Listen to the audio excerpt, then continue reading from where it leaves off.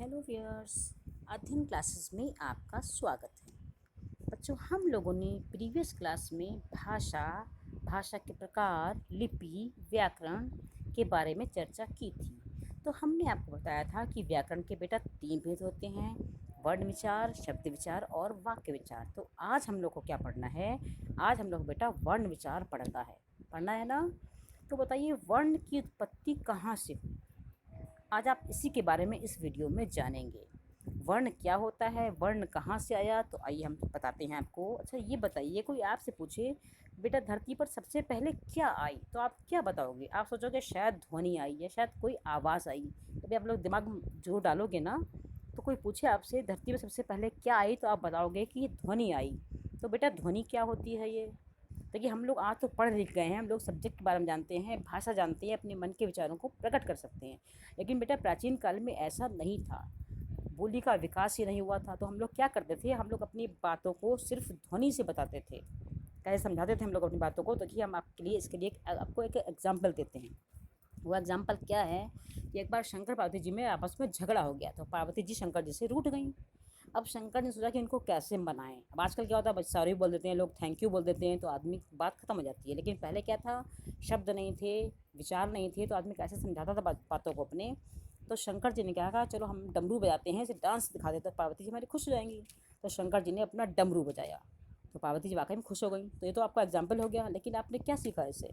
बेटा जब डमरू बजा तो डम डम डम की आवाज़ आई ना, डमरू बजा तो क्या हो गया, ध्वनि निकली। और जब डम डम निकला तो क्या, उससे बेटा वर्ण निकलने शुरू हो गए। ध्यान दिया आपने? तो ध्वनि क्या होती है, जब डमरू बजा तो उसमें ध्वनि निकली बेटा। और ध्वनि में जो जो आवाज़ निकली, डम डम निकला, तो वो बेटा आ गया, उसकी वर्ण हो गया। तो वर्ण कहाँ से आया? वर्ण बेटा ध्वनि से ही आ गया। ध्वनि क्या होती है? ध्वनि क्या होती है ये बताइए बाप। हमने बताया आपको ना, समझाया आपको। तो ध्वनि क्या होती है बेटा? जो हमको सुनाई दे पर दिखाई ना दे, वो ध्वनि होती है। इसका मतलब क्या होता है? जो हमको कानों से सुनाई पड़ती है पर आँखों से दिखाई नहीं देती है, वो होती है ध्वनि। समझ में आया ना आपको? जो हमको कानों से सुनाई पड़ती है पर आँखों से दिखाई नहीं देती है, हम लोग उसे कहते हैं ध्वनि। और वर्ण कहाँ से निकले? बेटा ध्वनि से ही वर्ण निकलने प्रारंभ हुए हैं। तो ध्वनि की छोटी सी इकाई को हम लोग वर्ण कहते हैं। अब क्लियर हो गया आपको ना, ध्वनि कहाँ से आई? प्रारंभ में ध्वनि की आवाज़ हुई, ध्वनि से जब वर्ण निकलने शुरू हो गए तो वर्ण कहाँ से आए? ध्वनि से हो गए। तो ध्वनि की छोटी इकाई को हम लोग वर्ण कहते हैं, जिसके टुकड़े नहीं होते। लेकिन अगर किताबी भाषा पढ़ेंगे, आप किताबी ज्ञान पढ़ेंगे या किताब बुक में जो लैंग्वेज है वो लिखेंगे, तो उसमें क्या मिलेगा आपको उसमें लिखेगा कि भाषा की लघुतर इकाई को मौखिक भाषा में व्यक्त करने के लिए प्रयुक्त होने वाले ध्वनियों के चिन्हों को वर्ण या अक्षर कहते हैं। अब ये डिफिनेशन कितनी आपको लंबी और कठिन लग रही है ना, लेकिन शॉर्ट में आप करेंगे तो आप यही समझिए कि ध्वनि की छोटी इकाई को वर्ण कहते हैं। ये आसान भी है आप लोगों के लिए, आपको इजी हो जाएगी। लेकिन आपको बुक की लैंग्वेज याद करना है तो आपको लंबी हो जाएगी, समझने में आपको दिक्कत भी हो जाएगी। तो बेटा जब ध्वनि से वर्ण बन गया, तो बेटा वर्ण से हम लोग की वर्णमाला बनी। ये आपने पता है कभी? वर्णमाला कहाँ से बनी है? बेटा वर्णमाला हम लोग की वर्णों से बनी है। तो वर्ण कैसे बनेगी वर्णमाला? जब हम लोग वर्णों को लाइन से रखेंगे तभी बेटा हमारी वर्णमाला बनेगी। अगर आगे पीछे रख देंगे तो हमारी वर्णमाला नहीं बनेगी। तो वर्णमाला का परिभाषा क्या हो जाएगी कि वर्णों के निश्चित एवं क्रमिक समूह को वर्णमाला कहते हैं। अब जैसे आप समझिए, आप लोग भगवान जी की पूजा करते होगे ना, कभी कभी आप भगवान पे फूल चढ़ाते होगे या उन पर माला बना के चढ़ाते होगे। तो माला कैसे बनती है बेटा? आपने सुई धागा लिया, एक आप लाइन से के फूल बराबर वाले फूल डालते हो तो फूल माला बनती है ना। ऐसे ही बेटा वर्णमाला बनती है। जब आप लाइन से वर्ण को लगातार लाइन से लिखोगे, एक के पीछे एक लगाओगे तो सुंदर सी वर्णमाला बन जाएगी। लेकिन अगर आप फूल बड़ा लगा दोगे, एक छोटा लगा दोगे, एक सड़ा लगा दोगे, एक सूखा लगा दोगे, तो क्या फूल की माला बनेगी? फूल की माला बनेगी नहीं, फूल खराब हो जाएगी। वैसे ही वर्णों के लिए भी वर्ण को लाइन से रखो तो आपकी वर्णमाला बहुत अच्छी बन जाएगी। तो वर्णमाला किसे कहते हैं? वर्णों के निश्चित क्रम को वर्णमाला कहते हैं। आपको इतना समझ में आ गया ना? तो ध्वनि आपने समझ ली, वर्ण समझ ली, वर्णमाला समझ ली। अब हम लोग क्या समझते हैं? हम लोग चलते हैं वर्णों के भेद की तरफ चलते हैं हम लोग। वर्ण के भेद बेटा कितने होते हैं? वर्ण के 2 भेद होते हैं, एक होता है स्वर, एक होता है व्यंजन। आपको स्वर व्यंजन सब लोगों को पता होगा, लेकिन स्वर किसे कहते हैं अगर पूछा जाएगा तो आपका कोई छोटा बड़ा यही स्वर होता है, यही कहोगे ना। लेकिन ऐसा बेटा नहीं है। स्वर किसे कहते हैं? जिन वर्णों के उच्चारण में हमें अन्य ध्वनि की सहायता न लेनी पड़े, उन्हें हम स्वर कहते हैं। यानी कि जब हम स्वर को बोलते हैं तो हमारा मुख बंद नहीं होता है। अब मन में बोल के देखिए, आप कोई भी आप स्वर बोलेंगे तो आपका मुख हमेशा खुला ही रहेगा। तो आप लोग क्यों करके देखिए, क्यों ना आप अभी करिए, अभी ट्राई करिए, तुरंत ही मुँह के देखिए, मन से बोल के देखिए, आप अपने मन में बोलिए। आप अगर स्वर बोलेंगे तो आपका मुँह कभी देखिए बंद नहीं होगा। तो ये बेटा स्वर हो जाते हैं, यानी वे ध्वनियाँ जिनको हम बोलते समय हमारी जीभ या वाक्य यंत्र किस मुंह के किसी भी भाग को स्पर्श नहीं करती है। वाक्य यंत्र क्या हो, यंत्र मीन्स होता है कोई भी मशीन, वाक्य मीन्स बोलने वाला, यानी जीभ हो गई हमारी ना। तो वाक्य यंत्र हमारी बेटा जीभ ही हो गई। तो हमारी क्या हो गया, स्वर किसे कहते हैं, जो वे ध्वनियाँ जिनको बोलते समय हमारी जीभ जो है मुख के किसी भी भाग को स्पर्श नहीं करती है, उसे हम लोग स्वर कहते हैं। इसी आगे चलिए व्यंजन पढ़ लेते हैं हम लोग। व्यंजन क्या होता है, जो ध्वनियाँ स्पर्श करके निकलती है, मुख में हमारी किसी भी भाग को स्पर्श करती है, वो उसको हम लोग व्यंजन कहते हैं। अब जब लोग व्यंजन हम बोलेंगे तो हम लोग जीभ कहाँ जाएगी, कभी ऊपर जाएगी, कभी नीचे जाएगी, कभी दाएं जाएगी, कभी बाँ जाएगी। तो व्यंजन क्या होता है, जो ध्वनियाँ हमारे मुख को स्पर्श करके बाहर निकलती हैं उन्हें हम लोग व्यंजन कहते हैं, और जो ध्वनियाँ मुख के किसी भाग को स्पर्श नहीं करती हैं उसे हम लोग स्वर कहते हैं। अब किताबी भाषा पढ़ लीजिए आप। स्वर किसे कहते हैं, जिन वर्णों के उच्चारण में हमें अन्य ध्वनि की सहायता नहीं लेनी पड़ती है उन्हें हम स्वर कहते हैं। और व्यंजन किसे कहते हैं, जिन वर्णों को बोलते समय स्वर की सहायता लेनी पड़ती है। ध्यान सुनिएगा आप लोग, जिन वर्णों के उच्चारण में हमें स्वर की सहायता लेनी पड़ती है उसे हम व्यंजन कहते हैं, और जिसका उच्चारण स्वतंत्र होता है उसे हम लोग स्वर कहते हैं। क्लियर हो गया ना आपको, स्वर व्यंजन दोनों क्लियर हो गया। अब चलिए हम लोग चलते हैं अपने स्वर के भेद की तरफ, ठीक है ना। तो स्वर के भी भेद होते हैं बेटा, व्यंजन के भी भेद होते हैं। पहले हम लोग पढ़ते हैं स्वर भेद। अब देखिए जब स्वर हम लोग पढ़ेंगे तो स्वर बेटा देखिए भगवान ने सबके जोड़े बनाए हैं, पता है आपको ना, भगवान ने सबके जोड़े बनाए हैं, आदमी औरत के जोड़े बनाए हैं, जानवर जोड़े बनाए हैं, ऐसे भगवान ने स्वर के भी जोड़े बनाए हैं। समझ रहे हो क्या कह रहे हैं ना। देखिए आपका भगवान जैसे आपको आदमी और औरतों का जोड़ा बनाया भगवान ने ना, आपका जोड़ा सबको समय पर ही मिलता है, पहले नहीं मिलेगा, लेकिन जोड़ा मिलेगा सबको जरूर। ऐसे भगवान ने स्वर का, भगवान जी ने स्वर का भी जोड़ा बना दिया। जोड़े स्वर के जोड़े क्या होते हैं ये समझिए आप लोग, जैसे छोटा बड़ा एक जोड़ा हो गया, छोटी बड़ी दूसरा जोड़ा हो गया, छोटा बड़ा तीसरा जोड़ा हो गया, जोड़े है ना ये सब। तो ये आपको किसी किताब में लिखा हुआ नहीं मिलेगा बेटा, ये सब आपको हम बता रहे हैं खाली, क्योंकि आप लोग गौर भी नहीं करते हो, इसे कोई बेटा पढ़ाता भी नहीं है। तो स्वर के भी जोड़े भगवान ने बनाए हुए हैं। तो अब ये समझिए स्वर क्या होता है। स्वर बता दिया हमने ना कि जिन वर्णों के उच्चारण में ध्वनि की सहायता नहीं लेनी पड़ती उन्हें हम स्वर कहते हैं, और स्वर के भी जोड़े होते हैं। लेकिन बेटा एक स्वर में होता है री, एक होता है, तो री बेटा छोटी री बड़ी री दो होती है, लेकिन हिंदी में बेटा छोटी री का ही प्रयोग होता है। भगवान ने इनका जोड़ा अलग कर दिया, खाली री का जोड़ा। लेकिन वो जोड़ा कहाँ गया, वो जोड़ा बेटा संस्कृत में प्रयोग होता है, जोड़ा अलग जरूर हो गया, लेकिन वो दूसरे शहर में चला गया, साथ में नहीं रहता है, समझिए अलगाव हो गया उन लोगों का, ऐसे समझ सकते हैं आप लोग। तो जो री है, छोटी री का प्रयोग तो बेटा हिंदी होता है हमारे हिंदी में, और जो बड़ी री होती है उसका प्रयोग होता है हमारे संस्कृत में। तो जो क्या होता है, जो तो हाँ बताइए स्वर कितने होते हैं। स्वर बेटा होते हैं 13, पहले हम लोग स्वर होते हैं 13, तो उसमें 2 अयोग हम चले गए बेटा, तो अब आपके स्वर 11 बचे खाली, ठीक है ना। तो स्वर के भी भेद होते हैं। स्वर कितने भेद होते हैं, स्वर के बेटा 3 भेद होते हैं। एक होता है ह्रस्व स्वर, एक होता है दीर्घ स्वर, एक होता है प्लुत स्वर। अब ये क्या होता है ये हम इसके बारे में आपको बताते हैं। अब ह्रस्व स्वर क्या होता है बेटा, जिसके उच्चारण में बहुत कम समय लगता है, जब बहुत जल्दी से हम लोग बोल रहे थे उसे कहते हैं हम लोग ह्रस्व स्वर। बेटा ह्रस्व मीन्स होता है छोटा, और दीर्घ में होता है बड़ा।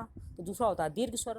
दीर्घ स्वर क्या होता है, जिसके उच्चारण में हमें ह्रस्व स्वर से थोड़ा सा दुगुना समय लगता है, उसे हम कहते हैं ह्रस्व स्वर, दीर्घ स्वर। जैसे होता है बड़ा आ, या बड़ी ई, या बड़ा ऊ, या बड़ी ई, तो ये होगा दीर्घ स्वर।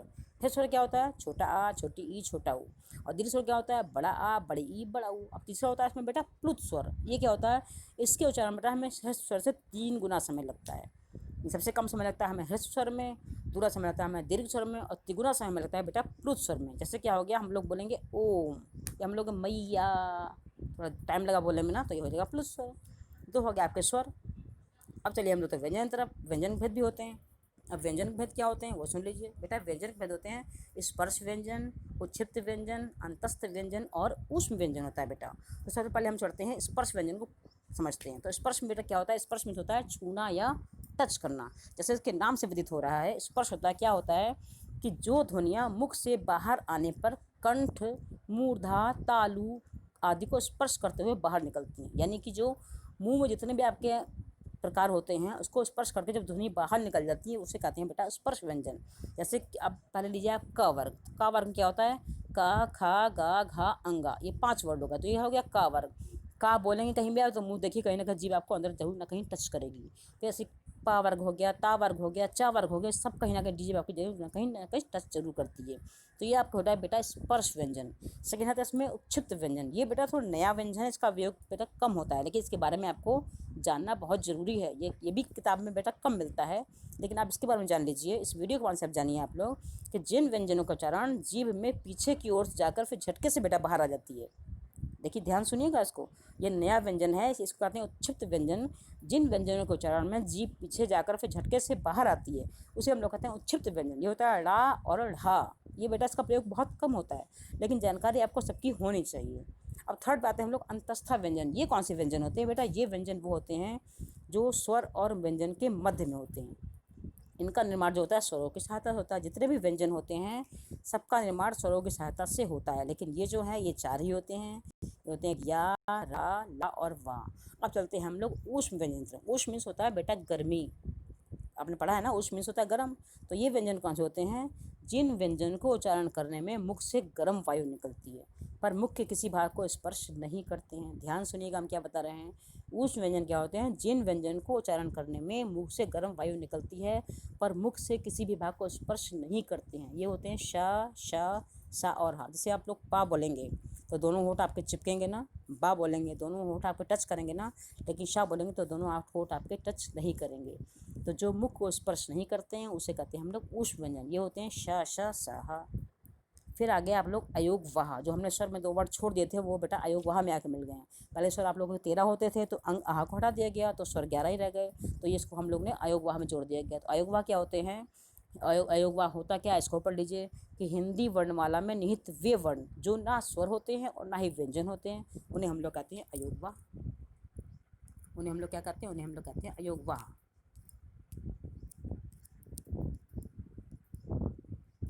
तो अयोग वाह क्या होता है?